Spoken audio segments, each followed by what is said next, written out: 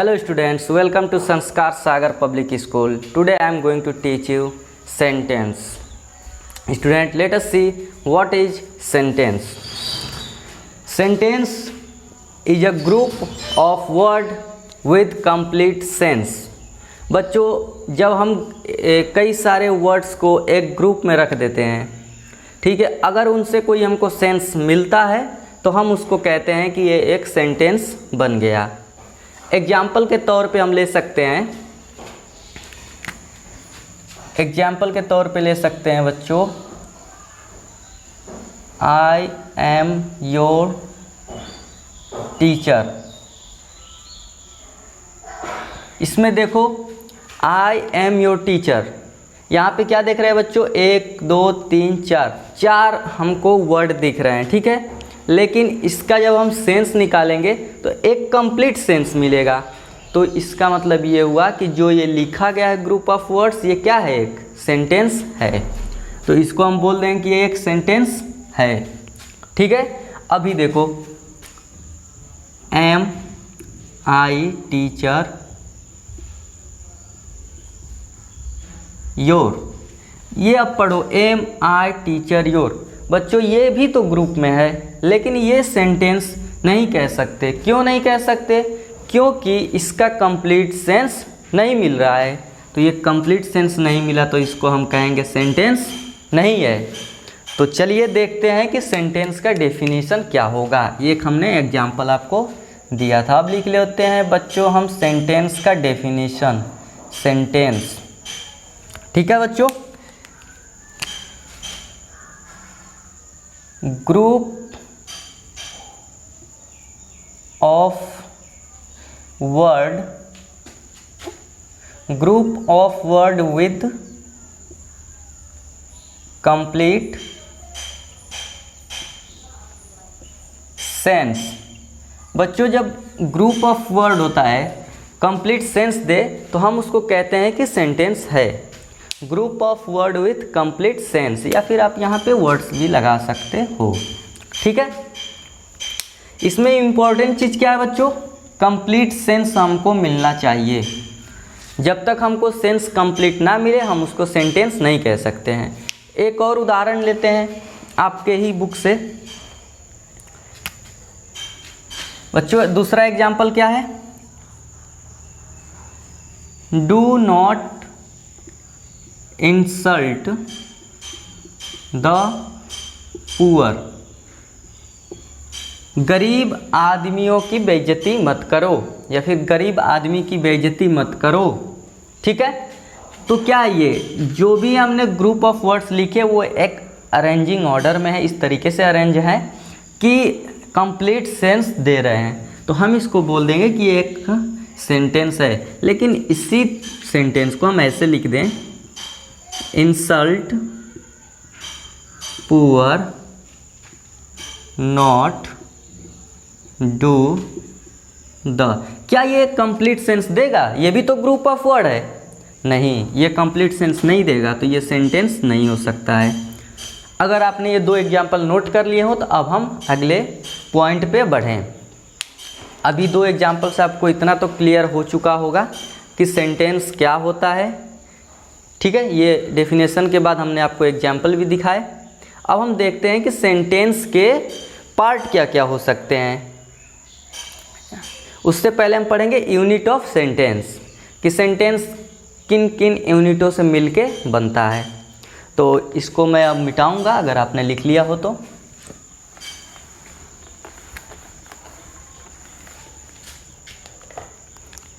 बच्चों, नेक्स्ट हमारा पॉइंट है वो है unit of sentence. Unit of sentence,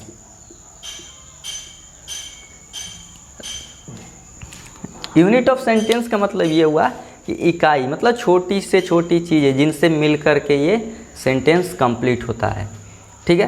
तो there are 3 units of sentence. पहली यूनिट क्या होती है बच्चों?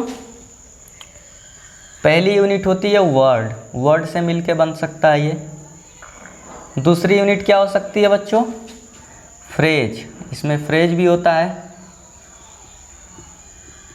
ठीक है बच्चों। और तीसरी यूनिट क्या होती है बच्चों, इसमें होती है क्लॉज।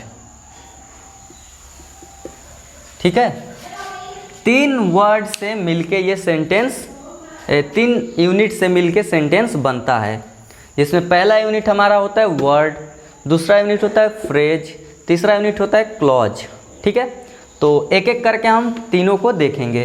पहला यूनिट देखते हैं वर्ड क्या होता है। चलो पहला यूनिट को देखो, वर्ड। बच्चों इसका डेफिनेशन अगर हम लिखना चाहें तो हम लिख सकते हैं group of letter with complete sense. Group of letter with complete sense, ये लेटर का ग्रुप होता है जिसका एक सेंस निकले। एग्जाम्पल के लिए गर्ल, क्या ये वर्ड है? यस वर्ड है। लेटर इसमें है, ग्रुप ऑफ लेटर है, और एक इसका मीनिंग निकलता है, गर्ल मीन्स लड़की। तो यहाँ पे हम लिखेंगे कि यस ये एक वर्ड है। लेकिन अगर हम इसको लिख दें IGRL, क्या ये भी तो लेटर है ना, ग्रुप ऑफ लेटर है, लेकिन इसका कोई मीनिंग नहीं निकला, तो हम इसको कह देंगे कि ये वर्ड नहीं है। दूसरा एग्जांपल ले सकते हो, रोज, इसका मतलब होता है फूल, गुलाब का। ठीक है, ये भी एक वर्ड है, लेकिन अगर हम इसको ऐसे लिख दें ORES, सॉरी इसको ये लिखेंगे ORSE, ये इसका कोई मीनिंग नहीं निकल रहा है बच्चों, तो इसको कह दें कि ये वर्ड नहीं है। ठीक है, तो जब तक लेटर कंबाइंड होंगे और उनका मीनिंग ना निकले उनको हम वर्ड नहीं कह सकते हैं, जब मीनिंग निकले उनको हम वर्ड कहेंगे। अब आते हैं दूसरे पॉइंट पे कि फ्रेज क्या होता है।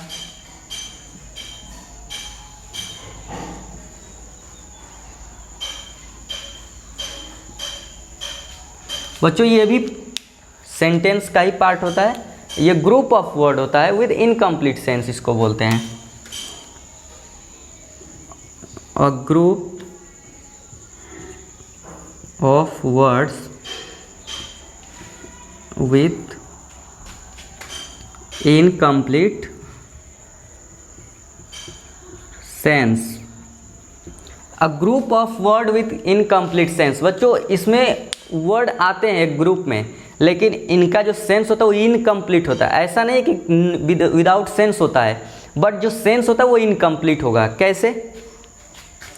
एग्जाम्पल के तौर पे हम ले सकते हैं, the book is on the table. बच्चों इस सेंटेंस में देखो, ऑन द टेबल को बस देखना है हमको, ये रहा तुम्हारा फ्रेज, टेबल पर, ये तो ग्रुप ऑफ वर्ड्स है। On the table group of words दिख रहा है और इसका एक सेंस भी है टेबल पर, बट ये सेंस कंप्लीट नहीं है। क्या टेबल पर? ठीक है, तो क्या कहते हैं इसको, ग्रुप ऑफ वर्ड्स होना चाहिए और इनकम्प्लीट सेंस दिखाए तो उसको कहेंगे कि वो एक फ्रेज है। पहले एग्जाम्पल में हम देख लिए ऑन द टेबल। दूसरा एग्जाम्पल ले सकते हैं हम, दूसरा एग्जाम्पल भी हम ले सकते हैं। दूसरा एग्जाम्पल हमारा क्या है,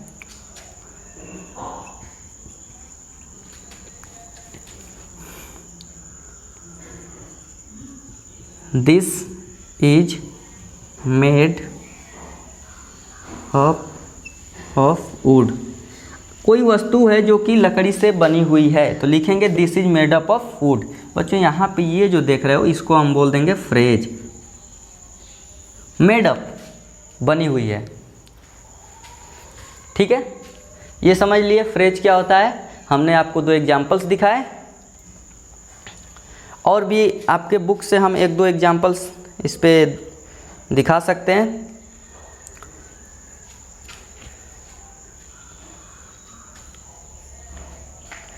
तीसरा एग्जाम्पल लिखने के लिए हमको इसको रब करना होगा।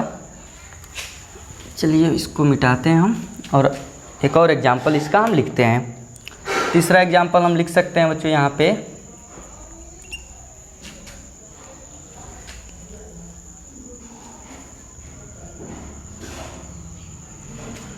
तीसरा एग्जाम्पल है बच्चों, we should try to get the root of the matter. बच्चों इसमें जो रूट ऑफ द मैटर है इसको हम बोलेंगे फ्रेज, ठीक है। We should try to get the root of the matter, इसमें जो रूट ऑफ द मैटर है वो हमारा हुआ फ्रेज। फ्रेज में ग्रुप ऑफ वर्ड्स तो आ रहे हैं लेकिन इनका कंप्लीट सेंस नहीं है। देखो रूट ऑफ द मैटर, झगड़े की जड़, इसमें कंप्लीट सेंस नहीं है, ये एक ग्रुप ऑफ वर्ड्स केवल रह गया। अगर कंप्लीट सेंस हमको चाहिए तो देखो पढ़ो पूरा sentence, we should try to get the root of the matter. हमको कोशिश करनी चाहिए क्या, झगड़े की जड़ पता करने की, ये हुआ कंप्लीट सेंस, ठीक है। तो हम फ्रेज समझ लिए, वर्ड भी समझ लिए, अब आते हैं क्लॉज क्या होता है ये समझते हैं।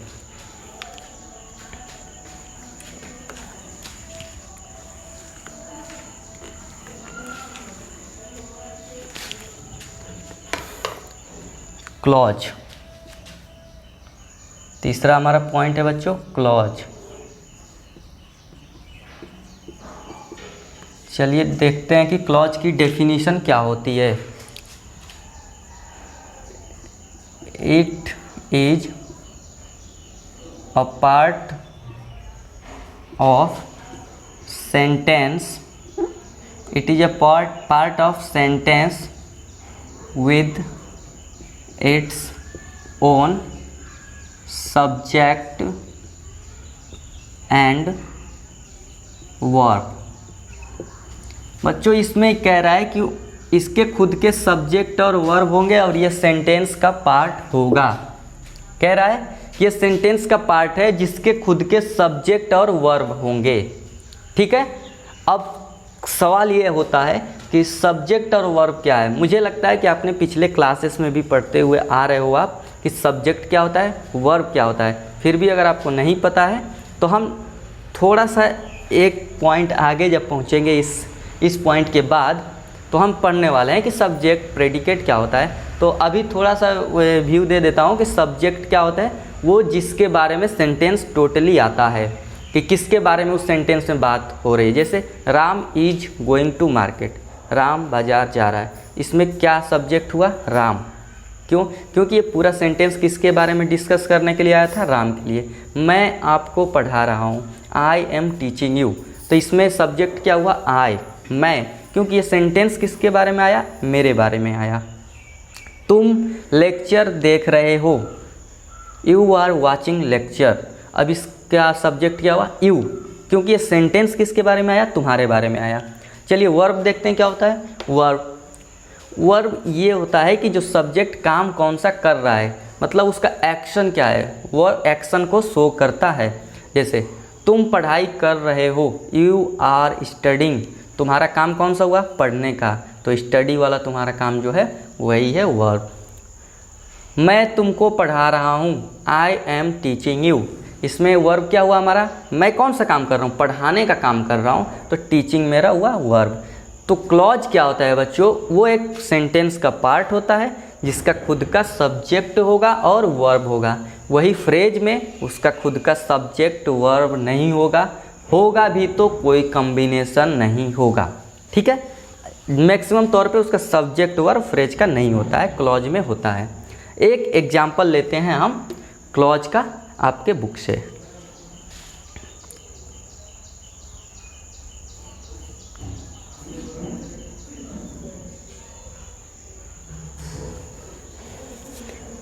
आई don't know where he will go. देखो बच्चों एग्जाम्पल लिखा है तुम्हारे बुक में, I don't know where he will go. इस सेंटेंस को पढ़ो बच्चों, आई डोंट नो, केवल तुम इतना पढ़ो, ये भी तो एक सेंटेंस का पार्ट हुआ। अगर ये पूरा का पूरा मेरा सेंटेंस था, अगर ये पूरा सेंटेंस था मेरा, तो ये सेंटेंस का पार्ट हुआ। और क्लॉज मैंने क्या बोला कि सेंटेंस का पार्ट होगा, तो ये पार्ट हुआ। अब सेंटेंस का पार्ट होने के साथ साथ सब्जेक्ट और सब्जेक्ट और वर्ब इसका खुद का होना चाहिए। तो क्या इसमें सब्जेक्ट और वर्ब है? चलो देखते हैं। आई डोंट नो, मैं नहीं जानता हूँ। यहाँ पे किसके बारे में ये सेंटेंस आया? तो इसके बारे में आया, आई के बारे में। तो ये बना इसका सब्जेक्ट। ठीक है सर, सब्जेक्ट तो हमको मिल गया। अब देखते हैं कि वर्ब क्या है। वर्ब देखो, नो। नो मीन्स जानना। यहाँ पे बात हो रही है जानने की, तो ये हुआ हमारा वर्ब।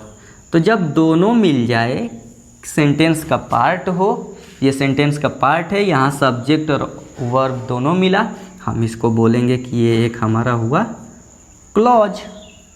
यहाँ पे देखते हैं, इसको देख सकते हो तुम।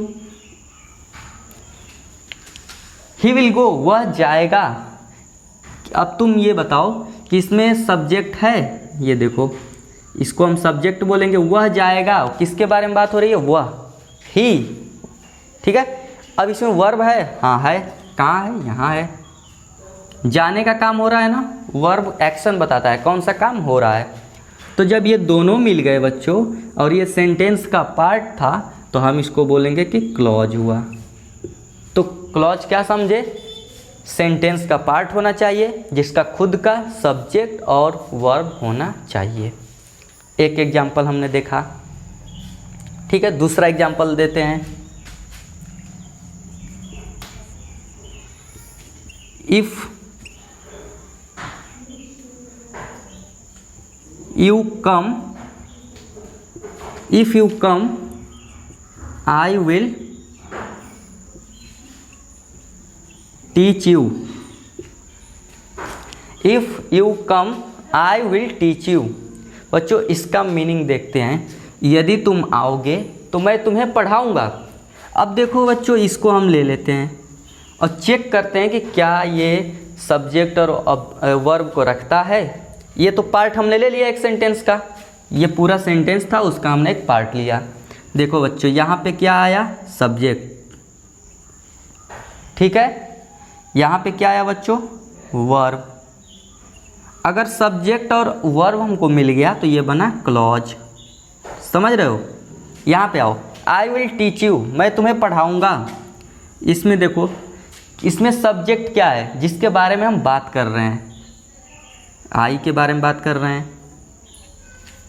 ठीक है, क्या करना है? इसको पढ़ाना है, टीच हमारा हुआ वर्ब। समझ रहे हो? इन दोनों को मिलाओगे बनेगा हमारा क्लॉज। ठीक है बच्चों, तो आज के लेक्चर में हमने देखा सेंटेंस क्या होता है, यूनिट ऑफ सेंटेंस क्या होता है, वर्ड, फ्रेज, क्लॉज। अब हम नेक्स्ट लेक्चर में बच्चों देखेंगे कि पार्ट ऑफ सेंटेंस क्या होता है, जिसमें हम पढ़ने वाले हैं सब्जेक्ट और प्रेडिकेट। उसके बाद हमारा कौन सा टॉपिक होगा next lecture? Kinds of sentence. 2 lecture और लेंगे और ये आपका चैप्टर कंप्लीट हो जाएगा। चलिए ठीक है, अब आपके लिए होमवर्क इतना ही है कि जितना हमने पढ़ाया है अपनी बुक को एक बार और आप खुद रीड करो, समझो, और जो ना समझ में आए आप कमेंट करो, हम उसको फिर से बताएंगे, अगले लेक्चर लेंगे तब। ठीक है, थैंक यू।